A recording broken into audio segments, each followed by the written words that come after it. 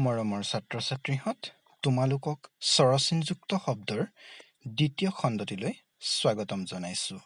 আশা কৰোঁ তোমালোকে প্ৰথমৰ খণ্ডটি চাইছা আৰু যদিহে চোৱা নাই, প্ৰথমৰ খণ্ডটি চাই ল'বা।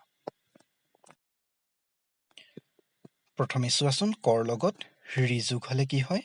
ক যোগ ৰি, ক্ৰি। আৰু ক্ৰিযুক্ত দুটা শব্দ চোৱা, কৃষি, কৃষি, কৃমি, কৃমি, কৃষি, কৃমি। এতিয়া চাওঁ আহা, কৰ লগত এ যোগ হ'লে কি হয়? ক যোগ এ, কে।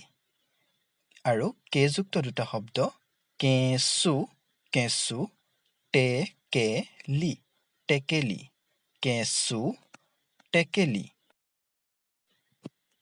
এতিয়া আমি শিকিম কৰ লগত ঐ যোগ হ'লে কি হয়? ক যোগ ঐ, কৈ। আৰু কৈযুক্ত দুটা শব্দ, কৈকেয়ী, কৈকেয়ী, জাকৈ, জাকৈ, কৈকেয়ী, জাকৈ।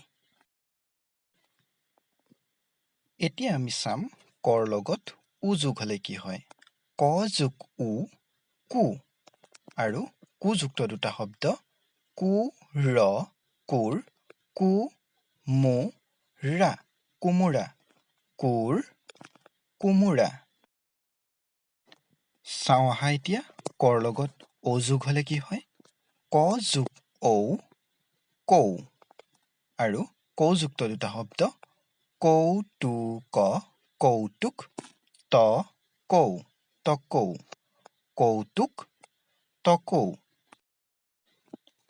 ছাত্ৰ-ছাত্ৰীহঁত, এতিয়া আহাচোন মনত পেলাওঁ, কা ইয়াত যোগ হৈ আছে ক আৰু আ। ক যোগ আ, কা, নহয়নে? এতিয়া তোমালোকে চিন্তা কৰাচোন, কে, কি, কু, ক্ৰি, কু। ইয়াত কি কি যোগ হৈ আছে? আৰু এইবোৰ তোমালোকে বহীত লিখিবা দেই। মৰমৰ ছাত্ৰ-ছাত্ৰীহঁত, আজিলৈ ইমানতে সামৰণি মাৰিছোঁ। তোমালোকে পঢ়া-শুনা ভালদৰে কৰিবা। আৰু অন্য এটা ভিডিঅ'ত পুনৰ তোমালোকক লগ পোৱাৰ আশা ৰাখি তোমালোকক ধন্যবাদ জনাইছোঁ।